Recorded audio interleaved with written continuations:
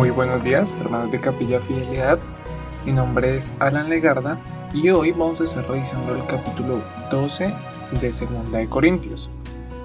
Vamos a estar repasando un capítulo muy interesante. Con seguridad hemos escuchado algunos de los versículos que hay en él, ya los vamos a ver, pero también vamos a ver en qué contexto está hablando Pablo para poder entenderlos mejor. Pero como siempre vamos a empezar entregándole este tiempo al Señor.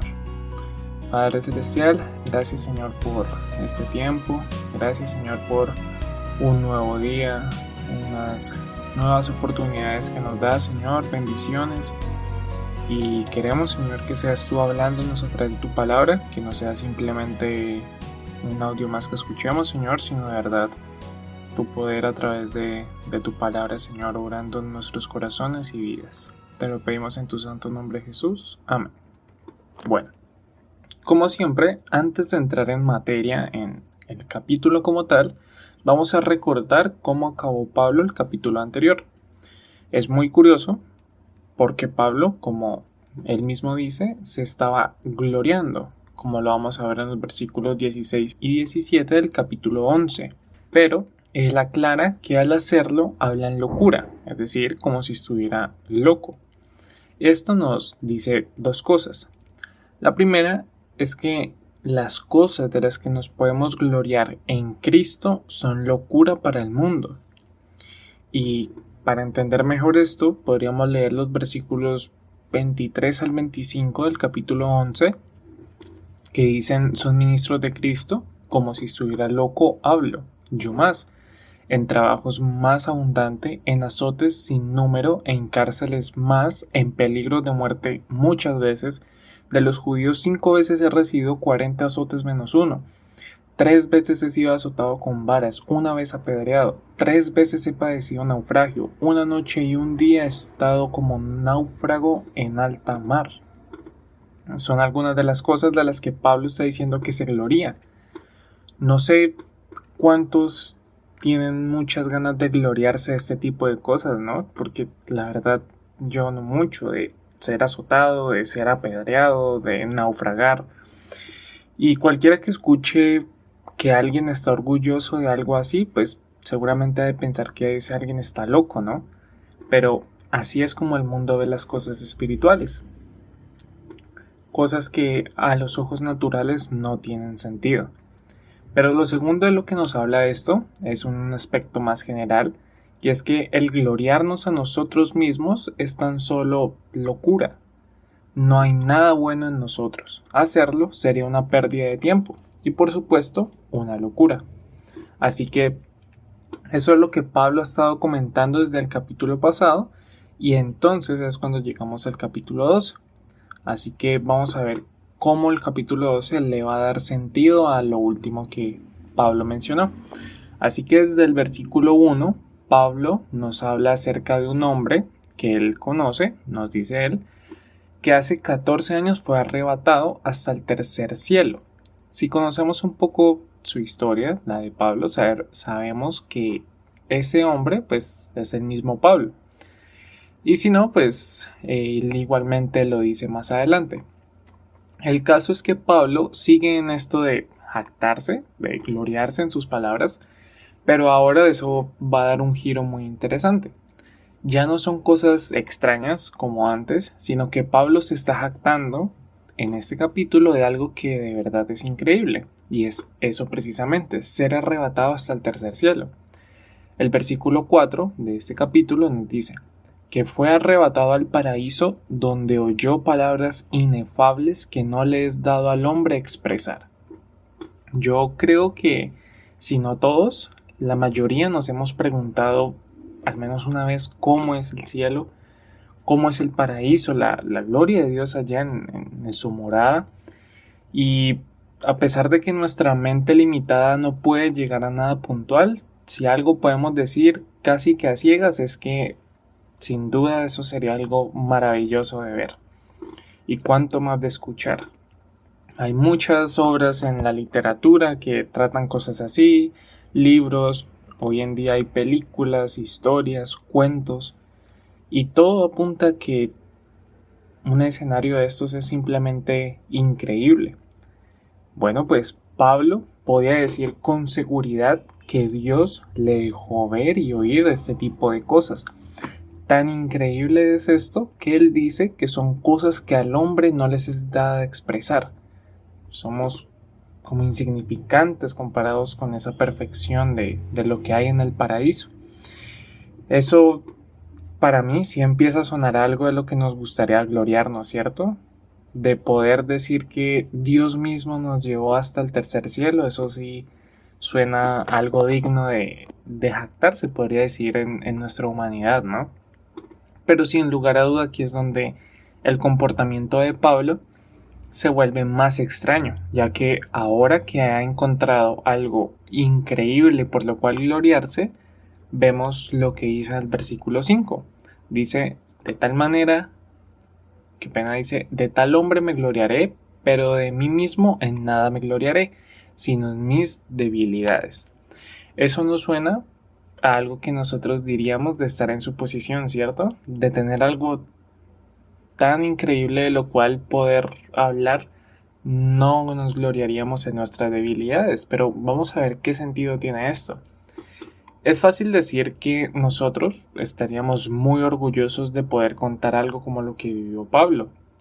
Se nos hincharía el corazón y la boca de tanto hablar respecto a lo que vimos, escuchamos. Pero vemos que Pablo no hace esto. Hay dos cosas que apuntan al por qué Pablo no lo hizo, según estos mismos versículos.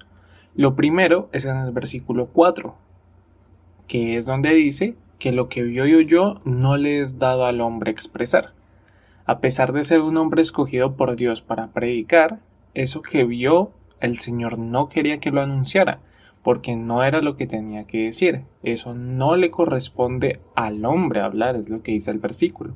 De hecho, no tenemos registro en toda la Biblia de que Pablo haya hablado de lo que presenció allá en el cielo. Solo esta mención de que así fue. Pablo obedeció esto. Pero perfectamente él podía regodearse de que, al fin y al cabo, él fue al cielo. Me refiero a, está bien no mencionar qué vio, qué escuchó, pero él sí podía decir cosas como, es que ustedes ni siquiera son dignos de que yo les cuente lo que vi, o no, es que eso es mucho para ustedes, o cosas así que seguramente nosotros sí diríamos o sería más común escuchar en nuestros días. Así que ahí es donde entra la segunda razón que Pablo nos explica a partir del versículo 7, que dice, y para que la grandeza de las revelaciones no me exaltase desmedidamente, me fue dado un aguijón en mi carne, un mensajero de Satanás que me abofetee para que no me enaltezca sobremanera. Y esto ya quizás nos empieza a sonar más familiar y muy interesante. Ya algo está claro y es que lo que vio Pablo era impresionante. Así que eso podía llevar a que él se exaltara y, como él mismo dice, desmedidamente. Y uno podría decir, ¿Pablo siendo orgulloso? No, él ya no es así. Él ya es un hombre de Dios. Él no sería orgulloso ni arrogante. Pero pensar así es un error, hermanos. Todos los hombres somos susceptibles al pecado. Todos los seres humanos somos susceptibles al pecado. Ningún hombre es inmune, ni siquiera alguien como Pablo. Él seguía siendo humano y tenía una naturaleza caída. Y este versículo nos dice que Dios sabía esto. Y además de eso, Pablo mismo sabía que así podía ser. Así que aquí hay una importante aplicación para nosotros. Tengamos cuidado con el orgullo. El Señor últimamente como iglesia nos ha estado hablando mucho acerca de esto. Pablo lo ha estado tratando en Corintios, Daniel lo ha estado mencionando, lo hemos visto en los estudios dominicales y nada de esto es casualidad, hermanos. El Señor nos está hablando de muchas formas respecto al orgullo. Aquí nos dice que no importa que yo tenga una intimidad con Cristo, eso no me hace inmune al pecado. sin lugar a duda voy a estar mejor preparado y es un ánimo para tener cercanía con Cristo y voy a estar preparado para cuando llegue la tentación a mi vida. Pero eso no significa que yo ya voy a dejar de pecar o no voy a tener tentaciones. Eso es un riesgo latente. Y algo que se le añade a eso es pensar en este tipo de situaciones como la que estaba atravesando Pablo. Situaciones en las que un regalo, un don o un milagro del Señor se vuelve una ocasión de caer para nosotros. ¿Cómo es esto?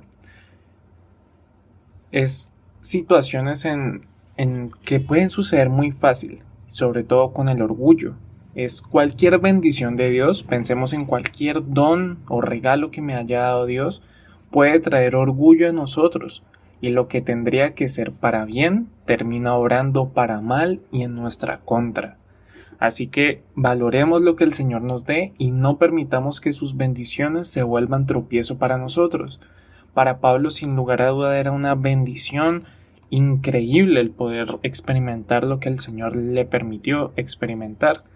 Pero si él se dejaba llenar su corazón de orgullo, esa bendición se podía volver una maldición. Así que continuemos. Pablo debió tener una contramedida, un limitante, por así decirlo, para que él siguiera dependiendo de Dios. Eso es un aguijón en su carne. Así que entendamos esto. Por causa del orgullo, él podía alejarse de Dios y darse gloria a sí mismo por todo lo que con él había sucedido. Pero aquí es donde entra este aguijón. Bueno, para empezar, ¿qué es esto de aguijón? Bueno, es un impedimento, en este caso físico. Pablo nunca dice explícitamente qué es, pero hay algunas teorías. Unos dicen que son enfermedades virales, otros decían que tenía epilepsias, pero la más común, lo que más se cree, es que era un problema en su vista, en sus ojos. Esa creencia se debe a varios versículos que parecen apuntar a que los ojos de Pablo no funcionaban correctamente, como cuando él le dice al escribir a una de las iglesias que cuando él escribe en persona debe escribir con letra muy grande, o también él menciona que una iglesia, al verlo tan mal, dice que ellos se habrían arrancado sus propios ojos para ayudarlo. Es otro ejemplo de situaciones así. Y según esta creencia, él viene siendo así, con este problema en los ojos, desde que Dios lo cegó en su conversión. Recordemos ese momento, cuando él conoce al Señor, queda ciego, y pues algunos dicen que desde ese momento su visión empezó a fallar. Pero bueno, sea lo que sea que tuviese Pablo, el caso es que tenía una limitación física, algo que lo hacía dependiente. Y esto es muy curioso porque el problema era justamente el orgullo, la autosuficiencia. Y con esto él tenía que depender de Dios primeramente y luego de gente que le ayudara en este tipo de problema físico, ya que a él le podían parecer difíciles muchas cosas a causa de eso. Obviamente esto era incómodo y una molestia para Pablo, al punto de que dice que 3 veces oró al Señor para que le quitara esto. Pero el versículo 9 dice, y me ha dicho, bástate mi gracia, porque mi poder se perfecciona en la debilidad. Por tanto, de buena gana me gloriaré más bien en mis debilidades, para que repose sobre mí el poder de Cristo. Y solo podemos decir que el Señor es maravilloso. Dios sabía que era quizás necesario esto en la vida de Pablo. Así que de una forma u otra, la respuesta a su oración puntualmente era un no. No voy a quitar lo que tienes en este momento. Pero en medio de su amor, Dios le dice, bástate mi gracia porque mi poder se perfecciona en la debilidad. Y en esto, hermanos, es que nos debemos de gloriar. No en lo que yo haga, no en lo que yo sepa, no en mi capacidad física, mental, no en mis habilidades, sino en el poder de Dios. En Cristo tengo que gloriarme. ¿Y dónde se manifiesta y dónde se perfecciona su poder? en mi debilidad. Cuando soy débil y vulnerable, cuando no tengo nada entre manos, es cuando podemos ver a Dios actuar. Memoricemos esto. No es algo de solo saberlo, no es de conocer el versículo. El poder de Dios se perfecciona en mi debilidad. Cuando no tengo nada, Dios me lo da todo. No importa quién soy, importa lo que Dios hace en mí. Así que, hermanos, esto es lo que Dios tenía para decirnos hoy. Es muy especial.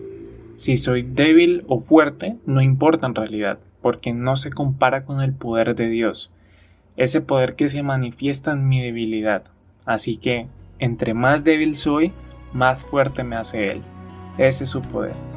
Mientras más dependo de Él, mejor para nosotros. Así que, como siempre, les recomiendo leer la totalidad del capítulo, porque hay muchas otras cosas que por cuestiones de tiempo no podemos tratar, como el aviso de Pablo de otra de sus visitas y más cosas importantes del capítulo. Pero con este devocional espero que el Señor nos haya hablado acerca del orgullo y del poder de Dios, de dónde y cómo se manifiesta. Así que terminemos en oración. Señor Padre Celestial, gracias por este tiempo que nos diste, Señor. Gracias por tu palabra, por tu mensaje, Señor. Gracias por decirnos que ningún humano está exento, Señor, de caer en pecado y de ser orgulloso, Señor. Pero estamos aquí con un corazón humilde, Señor, pidiéndote que nos ayudes, Señor, a mantenernos así, con nuestro corazón inclinado a ti. Y agradecerte, Señor, por tu bondad, por tu gracia, por hacer que esa perfecta gracia que tienes sea nuestra fuente, Señor, que supla todas nuestras necesidades que puedan presentarse en el camino, Señor. Te agradecemos por tu amor, por tu poder, en tu santo nombre Jesús. Amén.